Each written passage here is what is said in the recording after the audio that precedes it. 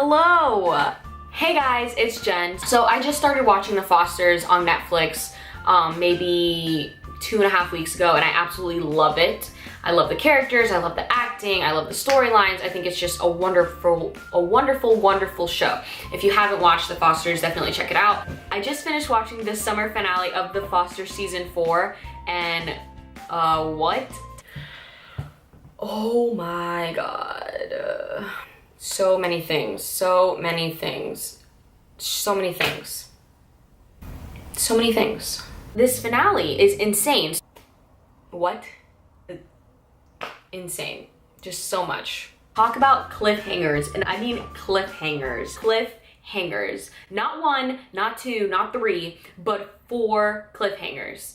I mean, like, are you freaking kidding me? I don't even know where to start. I really don't even know where to start with this. So let's just get right into it, and I'm gonna recap sort of what happened in the summer finale, as well as just throw in my predictions in there. So this is just gonna be a huge little recap prediction kind of thing. So roll with me here.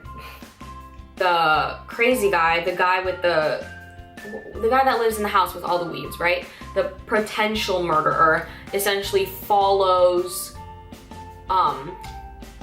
Bailey Madison, follows Callie's sister, Sophia, thinking that it's Callie, which they were so smart in doing because, I mean, the writers are just geniuses. They're wearing the same shirt and she puts her hair up, and in my opinion, I would also think it's Callie from the back. So he follows her to figure out why were you in my house and blah, blah, blah, blah. So in my opinion, that storyline, that cliffhanger is done only because she, luckily that random lady walked in and she is out of the bathroom. So when he was confronting her in the bathroom, she gets away. So that's that. Steph would have been able to talk to him and say like, hey, why are you here? But she got distracted from asking the crazy guy why he's at the fair in the first place because of Jesus and Emma looking for Mariana. So basically, Mariana is continuing to take Jesus's pills, even though she promised Emma that she was gonna stop taking them. And she also, they got into the Worlds for robotics, so she wants to go to Worlds, but she has to raise $5,000, blah, blah, blah, blah. So she's still very overwhelmed and stressed because of the robotics competition, and also because Nick has been communicating with her via text message, and he calls her and tells her that he's out of jail. Okay, so he's basically, it seems like he's okay. Like, in my opinion, I feel like he is stable. So she'd obviously doesn't want to see him because she's traumatized, and who wouldn't be traumatized by him breaking into her house and threatening to kill himself with a gun. Nick hears Jesus on the phone saying like, well, where is she? So Nick, obviously loving Mariana and caring about her, cuts off his ankle bracelet and goes to look for her. So since you do think that it's a hallucination that Mariana is seeing him, but it's not a hallucination when he runs up to her like, hey, I'm sorry. So once they start talking, obviously Jesus gets all riled up and ends up, whatever, talking, fighting with Nick. Whew, okay, this is a lot. Fighting with Nick about like, get away from my sister, blah, blah, blah. So they end up punching each other, and you're like, great, well, here comes another fight. So they're hitting each other, and Nick punches Jesus in the nose, head area, which knocks him out. This is already a big cliffhanger because earlier in the episode, he had said that he had like a concussion, like a precautionary concussion, as in like, if he gets hit, like he could get a concussion because of the nail going through his head, thanks to Gabe. So, first cliffhanger is Jesus okay? And the next cliffhanger is what's gonna happen to Nick. Even though it seems like he was better, he's gonna be seen as crazy because he ran over to see Mariana and cut off the bracelet, when really he was probably just trying to see if she was okay. So this could bring him to another like angry, crazy state, which is frustrating because he was just getting better. Like, great, cool. So yes, so Jesus, is he okay? Is Nick going back to jail, and what's gonna happen with that? Mariana, obviously, I don't know if they're gonna go, they can either go the route of like, she's addicted to the pills and like send her to like rehab and go that direction, or she could just have like a breakdown and then they can feed off of that, like oh, like you shouldn't see Nick anymore and maybe you should go to therapy and blah, blah, blah, blah. So obviously Mariana has gone off the rails. One of the biggest cliffhanger in my opinion, Callie getting into the car with the potential murderer. It's the nephew, I think, of the lady who was killed. So why is she in that car? First of all, why are you in a car with strangers? You're never supposed to go in a car with strangers. That's number one, like the number one rule you learn as a kid. So the fact that she's in that car is already just not okay. And the guy says, oh, I think I saw that girl get into a car. Like he thinks he saw Mariana get in a car when Mariana never got in Nick's car. So that's obviously a lie right there. Is this guy gonna hurt Callie? Where are they driving to? Is he threatening her? Is she gonna jump out of the car? All these unanswered questions. Another cliffhanger is AJ and Callie's relationship, because obviously Aaron has shown up and become Callie's friend. And there's this whole issue of, oh, like, do you have feelings for her? And the whole issue with Mike not liking how Callie is with boys because of freaking Brandon drama, obviously. Shoot, it's fine. Okay, will Callie and AJ stay together? I think that they will work through this problem as long as Aaron learns to control himself. I also think it's kind of dumb that AJ was like, oh,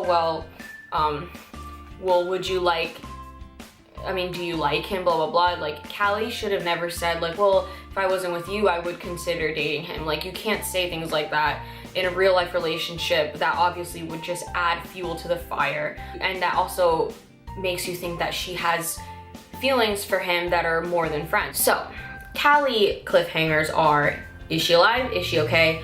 What's gonna happen with this guy in the car? And are her and AJ gonna stay together? As well as what grounds, how is the friendship, like, where is that gonna go with Aaron? I personally hope that her and AJ work it out. I think AJ treats her amazing and he defends her all the time, and he's really like stuck it out for her even with all of the Brandon drama. And when he did yell at Aaron, I think it was a little bit appropriate, because I would personally get mad if my boyfriend was complimenting another girl. Oh, Brandon, thank God, amen, that he finally is getting consequences for his actions, because it's about freaking time. Honestly, he always just kind of slips through the cracks, and the fact that he can't go to Juilliard, of course it's sad because he's worked so hard, but has he really worked so hard? Like, he barely practiced, and even when he was at Juilliard, he went out with that girl, and I mean, you would think he would want to like go to sleep early and all these dumb expectations of a real, like, music audition, in my opinion. He couldn't just get away with taking somebody's SATs for him. It's just not realistic. So the fact that he finally is getting his consequences is, I mean, it's about freaking time. Brandon's cliffhangers are, what's gonna happen now that you aren't going to Juilliard? What are the repercussions of getting caught for taking the SATs for somebody else? And are you gonna stay with Courtney or not? She's obviously gonna receive the letter in the mail, so we'll see. I mean, we don't really know. Oh my God, Jude, hello, bye. Okay, Jude has just been on this like stupid pot train, which is so distracting because it's taking away from everything I love about Jude. Like, it's really changing his character, and it's so sad to me because Jude is just so like, so pure and honest, and like always wanting like, not even just what's best for him, but what's best for everyone around him. This is Jude's rebel stage. This is Jude rebelling. And that is just the repercussions of Connor leaving, him figuring out his sexuality, if he likes Noah, if he likes Taylor, growing up, Callie being like meddling into his life. So this is just Jude's little like rebel act, in my opinion.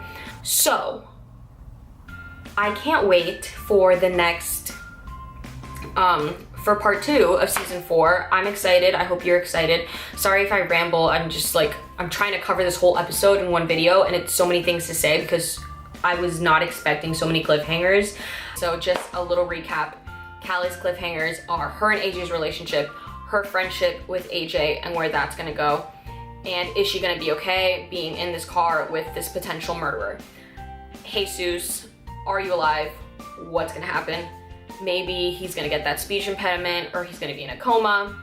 I don't think they're gonna kill him because they worked so hard to replace JT Austin that I wouldn't think that they would kill off a major character, as well as then they would have to spend the rest of season 4 mourning, because you can't just get over the death of a brother or a son. So there's absolutely no way that they're gonna kill him. Also, if you read, like, he's obviously gonna be in episodes coming up, so he's alive, I suppose.